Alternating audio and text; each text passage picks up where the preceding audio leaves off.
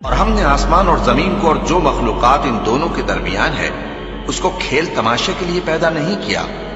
اگر ہم چاہتے کہ کھیل کی چیزیں بنائیں تو اگر ہم کو کرنا ہی ہوتا تو ہم اپنے پاس سے بنا لیتے، نہیں بلکہ ہم سچ کو جھوٹ پر کھینچ مارتے ہیں تو وہ اس کا سر توڑ دیتا ہے اور جھوٹ اسی وقت نابود ہو جاتا ہے۔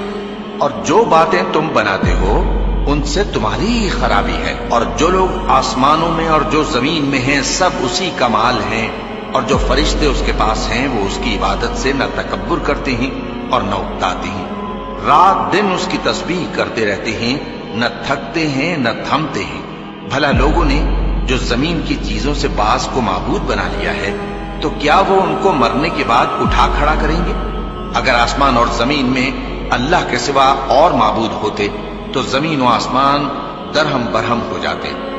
جو باتیں یہ لوگ بناتے ہیں تو اللہ جو مالک عرش ہے ان باتوں سے پاک ہے۔